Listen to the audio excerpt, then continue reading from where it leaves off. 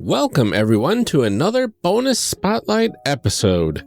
It's pretty late over here right now, so we'll try to keep these announcements short and to the point so we can get to learning about CAPERS Covert, a new supplement for the CAPERS RPG by Craig Campbell that is kickstarting right now and has already funded as of this episode releasing. So let's get right into these announcements. First up, this will be the second to last notice that we are at the tail end of our review drive. We only need 4 more reviews, only 4, to hit that 50 review mark. If we hit that mark by Monday, then we'll be commissioning a brand new t-shirt for our merch store featuring the Ghost Shanks to Go crew from our Inspector episode, Series 19.3, if you want to look that up.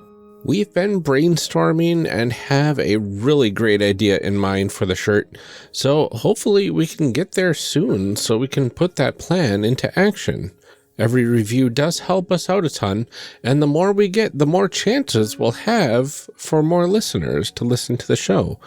And more listeners means a bigger community to share all the character creation goodness with. So please help us out and leave us a review on iTunes. It would be greatly appreciated. Our last announcement for today is that next week's normal episode would have been a Character Evolution Cast episode, but due to scheduling issues, we had to move that back by a week so we could record it and edit it. Thankfully, there are 5 Mondays in September, so this works out fine for our schedule. Instead, you'll be able to hear another great spotlight episode for another fantastic game that is kickstarting right now. So, without further ado, and all of that said, let's get on with the show. Enjoy!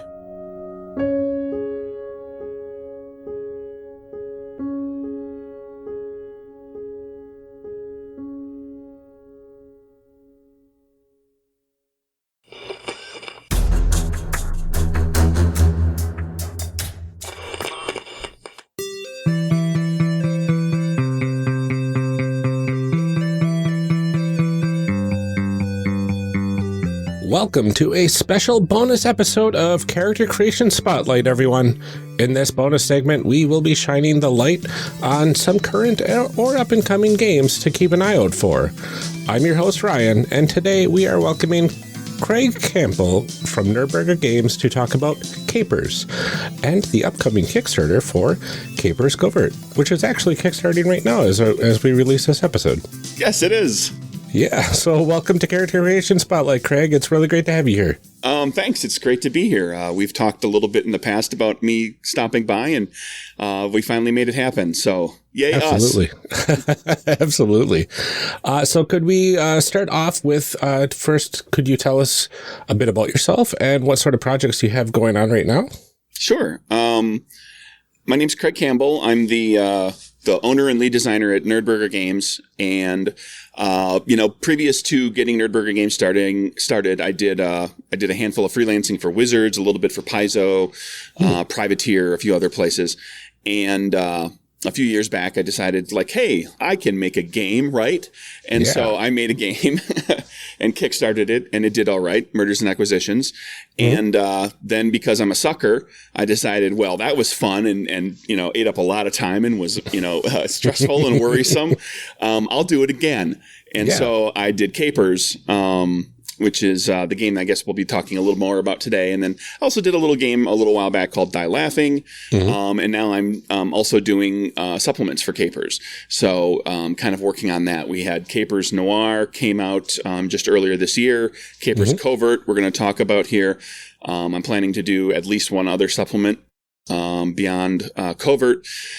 So that's as far as what projects are going on right now. That's really it. I'm kind of focused on a game line, which is not something I was expecting to do when I started CAPERS, because I figured I'll just do a game book that'll be like a self-contained game and it'll be good to go. And then I'll publish that and we're good to go. And then people were saying well, hey, are you going to do supplements? Are you going to do more stuff? Blah, blah, blah. Oh, okay. So now I have to think about this. And that's where that went. So it turned into that, and it's turned out to be a viable thing for me to do, even for a very small scale kind of game, small company. But here we are. That's very cool. I like that a lot. And thank you so much for being here.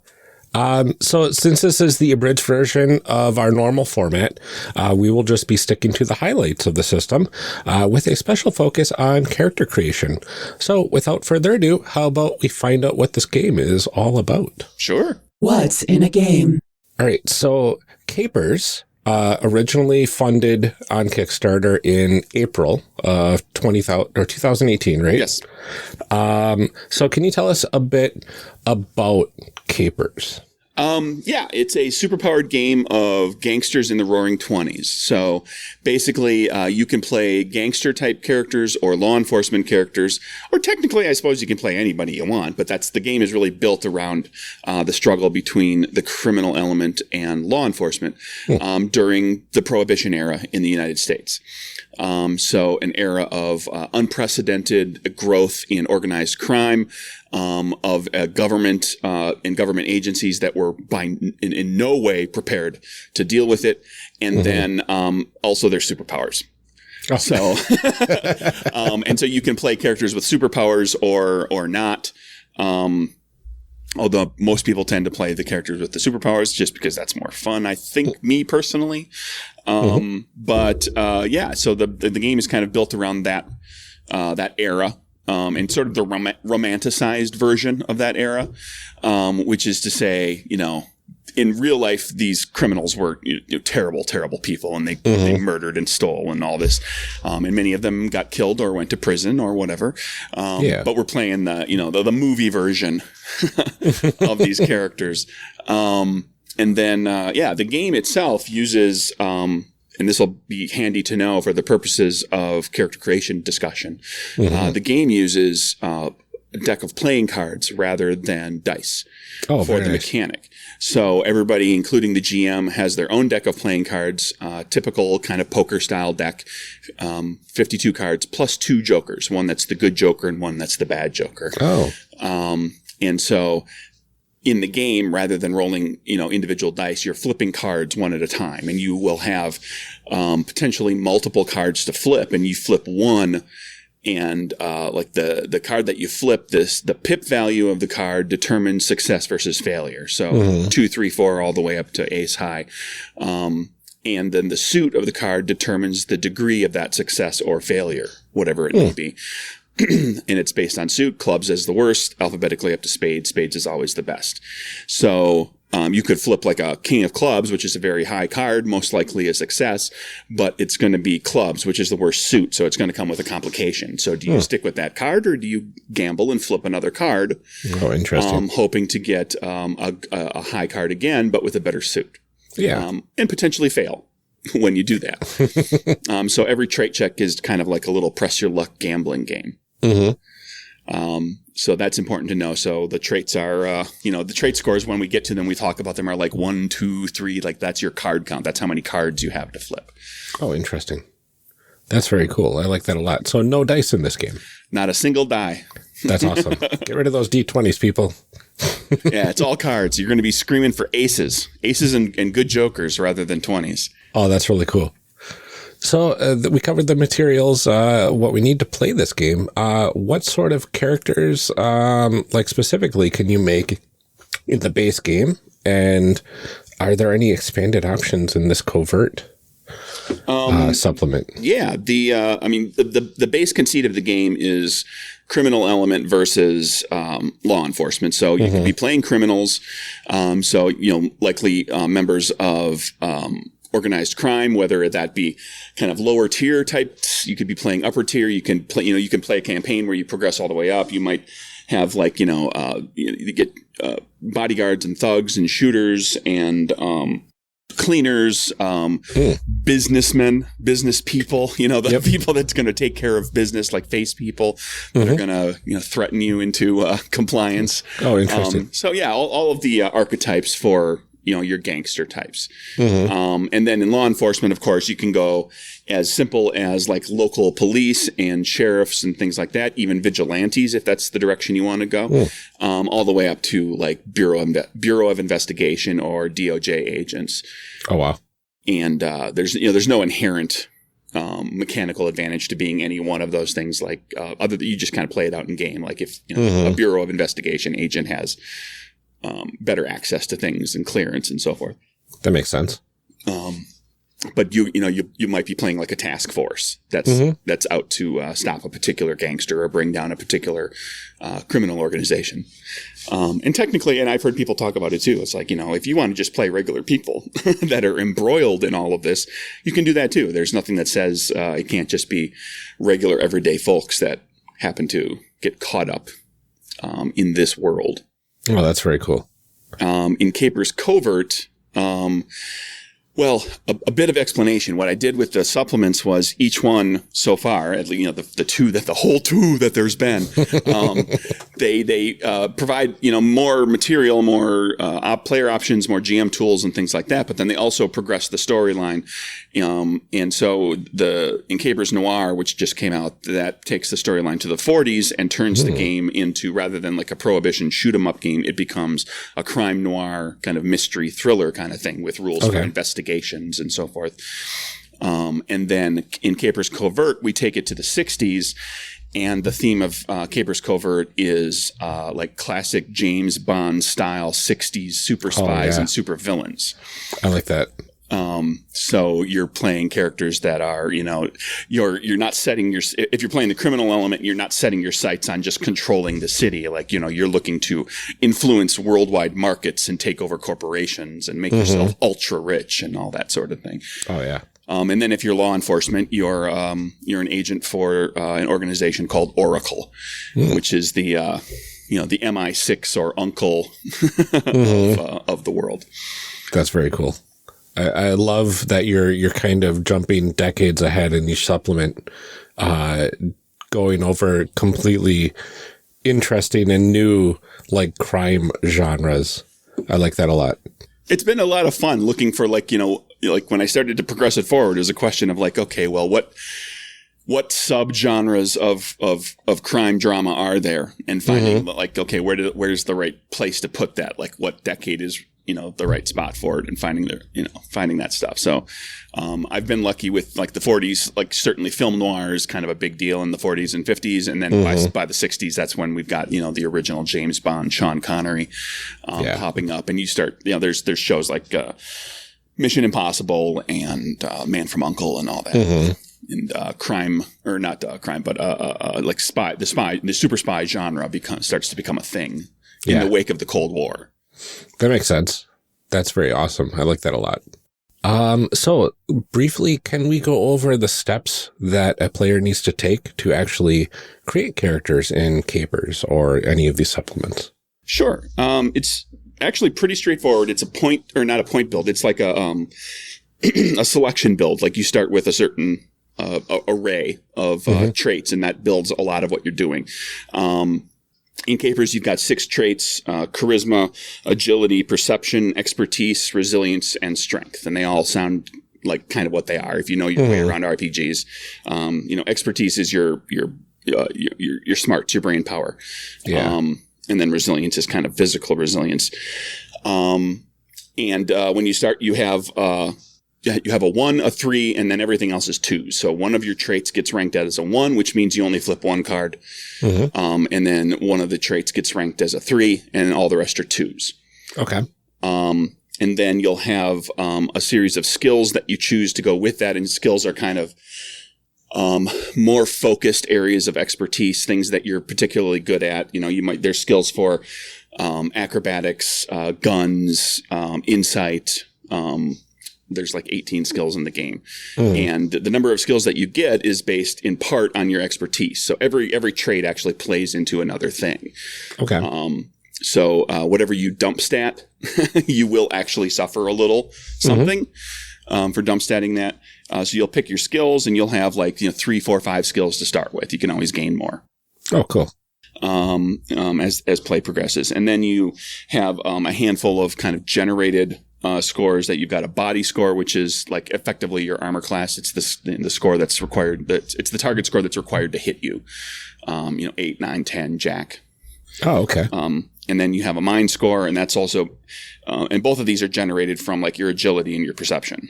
And then your hits is what it sounds like. Your physical health, your ability to withstand getting knocked around and shot at. And that's generated from, in part from your resilience and your charisma. Okay. And then you've got there's a speed rating, and then every character also has a pool of points. That's a resource that you spend, or you gain and spend them. They're called Moxie. And you can use them for a variety of things. Some of them are kind of mechanically oriented, like gaining an extra card. Some of them are narrative oriented, like being able to shape the narrative in some small way to give yourself a little perk in an encounter. Okay. And so you gain those points and spend them as you go. You just start with 3, and you can have as many as 5 at a given time. Oh, very cool. And then you've got things like your equipment and all that, and then powers, and you can start with like 1 or 2 powers. Very nice. There are more powerful. There are major powers which are bigger and broader, and they do more things, and then there are minor powers which are a little more specific. And they tend to do very focused things. So you can gain more of those because they're narrow in their focus. But then you've also got kind of a series of 3 what I refer to as anchors. They're your character anchors, like the 3 things they're kind of role playing oriented. You have got an identity that you choose, and that's like the core of who your character is. So once you know what your what your concept for the character is, you start to figure out the history a little bit. You start to, like, maybe their power might tie into their identity a little bit. So you select that. You also have, every character has a virtue and a vice. Okay. So you have, your virtue is the one thing that you hold most dear, that you will not violate. So, like, even the worst criminals have, like, they love their family. Yeah. And will always protect their family, for example. Or, and then you have a vice, like even the best cop might be in this day and age an alcoholic. And so you find yourself indulging in your vice, and you can gain moxie back by playing according to those anchors. Oh, very cool. As well as other things. There's other ways to gain moxie as well. But when you suffer for your anchors, or when you play them appropriately, you'll regain moxie. Oh, that's very cool. Now, is there anything special that the different archetypes do at all, or is it like kind of a like an example framework of, like, if you're going to be the FBI agent, here's kind of the skills they would have and that sort of stuff? No, when you pick your identity, virtue, and vice, they are wholly role-playing guides. Okay. And so it's not like, like backgrounds in D&D where you pick a background and you get a little couple things with it. You still have free range to pick whatever you want. Now, that said, there's certain things that probably don't go together. Yeah. Like one of the identities is, I think it's called villain. It's like if you're playing a law enforcement officer, the villain is probably not the right the identity for you, because that's the character that kind of revels in wrongdoing.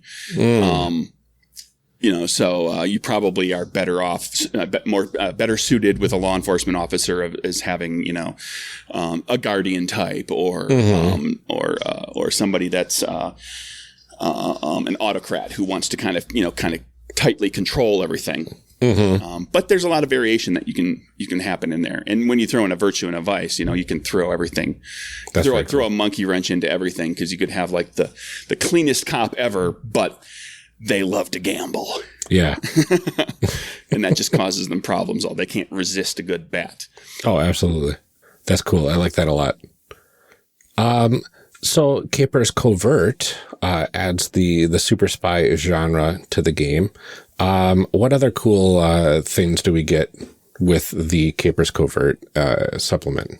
Well, with Covert, one of the character creation things, like just mentioned, the anchors, instead of a vice in CAPERS Covert, you have a fatal flaw, which is sort of it's kind of intended to be like, it's something that your enemies can exploit. Something that it's kind of a vice in that it's something that you kind of go, you indulge in, but it's also something that your enemies can exploit if they figure out what it is. And it's intended to sort of mimic the idea that, James Bond if he has a fatal flaw, it's the ladies, right? Yeah. You know, he gets caught up. He's always on the job, but he does kind of get caught up with his flings.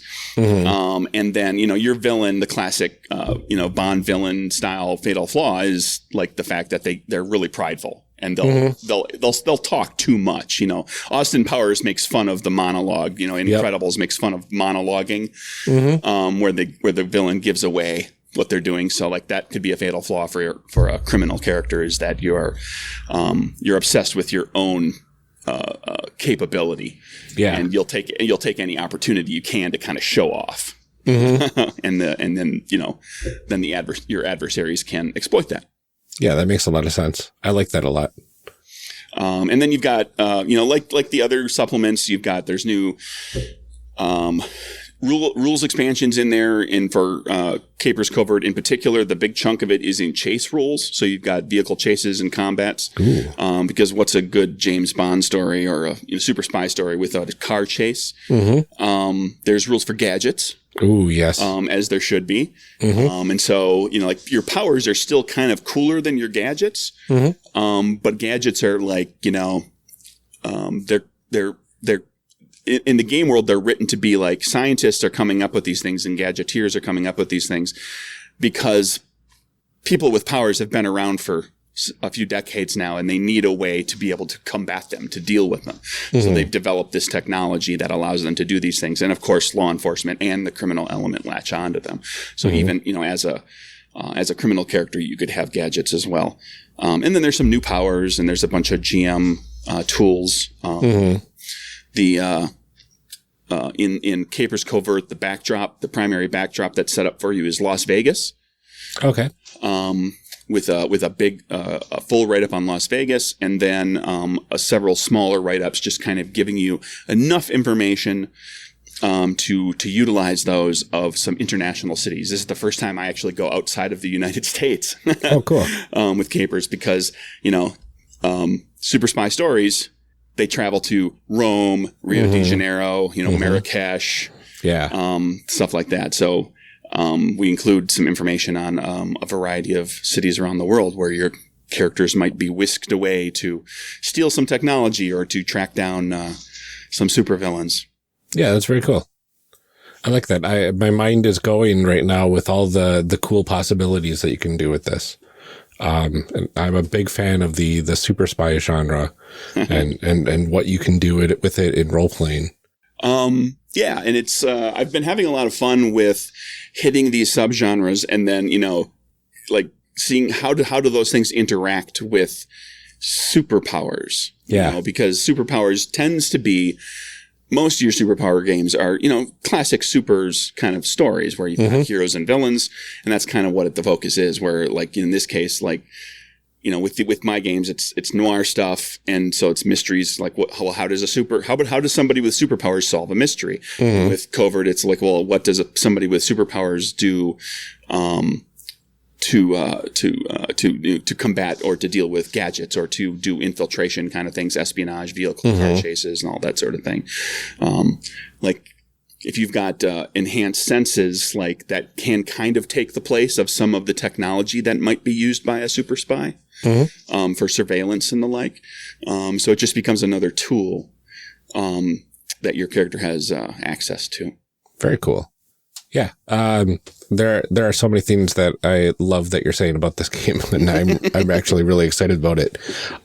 So the Kickstarter, which should have just launched recently, is there anything interesting from the Kickstarter for like backer levels or possible stretch goals that you can divulge to us? Well, I've kind of described some of the stuff that will ultimately be stretch goals, because the way I usually do the Kickstarters is I start with like, what's the thinnest version of that book that I can make that I feel like is a viable product. Yeah. And so that's what I kind of shoot for to start with. And then I fill out with stretch goals, and that makes the book bigger. But like I've done with the past Capers Kickstarters, is there's a backer level that allows you to create an NPC, what I call a regular Joe or Jane, which is to say a character that is not a cop or a law enforcement type, and is not a criminal. Because the world has regular people and people in other professions and so forth who might have superpowers. So, that's a slightly higher backer level. And then there's another backer level. I've done this with, the previous ones as well, where there's, in the middle of the book, there's a little comic, like a couple page comic that tells a little bit of a story about, kind of themed in this case for super spies. And for this one, the backer level is called Hench Person. Oh. And if you take it at that level, you get like all the stuff, right? You get everything.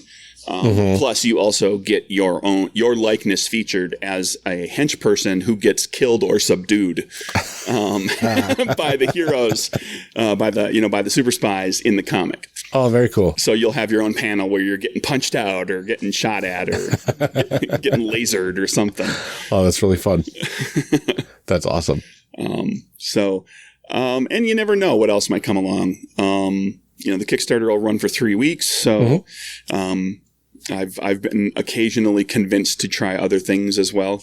Capers actually kind of went into, I did some maps and paper minis to go along with it because of how well the Kickstarter did. And I kind of added that later where I had not initially planned to do that. Okay. So who knows? If the Kickstarter gets really big, maybe there'll be something else. Yeah, absolutely. That sounds Listeners, if the Kickstarter does well. Awesome. Well, before we go, is there anything else that you want to talk about with Capers or Capers Covert? Oh, I think that about covers what's going on with all of that. There's always a little bit of support material that I put together that goes along with the book proper, for Noir, and then also now for Capers Covert as well. There'll be, a themed character sheet that's themed specifically for Covert. So you've got spots for your gadgets and your vehicle and everything. And there'll be an adventure as well. Oh, cool. So you have an example of like what kind of an adventure you might play with this particular game. That'll be those will be PDFs that come alongside everything. Okay, very cool. Well, thank you so much for joining me to talk about Capers and Capers Covert, Craig. This was really great. Thank you, Ryan, for having me. It's been a while since we've talked, and I have thoroughly enjoyed it. Yeah, absolutely. Could you remind everyone where they can find you online? Sure. Well, right now you can obviously find the Kickstarter at Kickstarter.com. We'll have a link in the show notes. I would think, yes. Yep. And my website is nerdburgergames.com. There's links there to all sorts of things, including a Discord where we've got a lot of really cool people and all sorts of fun discussions that go on there. It's a good place to find out about playtesting opportunities. I go to the Discord first when I'm looking for playtesters. Oh, cool. And then you can get other game stuff at drivethrurpg.com, but don't do that right now unless you want like the old games. If you want anything Capers, go to the Kickstarter because you can get the Capers and Capers Noir as part of the Kickstarter. Oh, very cool. And then I'm at Nerdburger Craig on Twitter. Very cool. I like that. Thank you so much, Craig. And thank you, everybody, for tuning in. We will see you next week. Bye. Sounds good. Bye.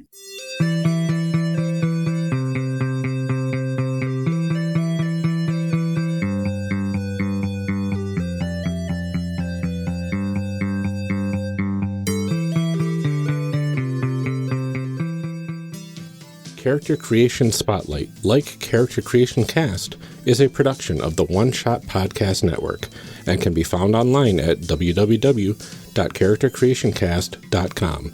Head to the website to get more information on our hosts and guests, or even find some of our character sheets. Character Creation Cast can be found on Twitter at CreationCast. I'm one of your hosts, Ryan Bolter, and I can be found on Twitter at Lord Neptune. Our other host, Amelia Antrim, can be found on Twitter at Ginger Reckoning. Music for this episode is used with a Creative Commons license or with permission from the podcast it originated from. Further information can be found within the show notes. This episode was edited by Ryan Bolter. Further information for the game systems used and today's guests can also be found in the show notes. Thanks for joining us, and remember, we find that the best part of any role-playing game is character creation. So go out there and create some amazing people. We will see you next time.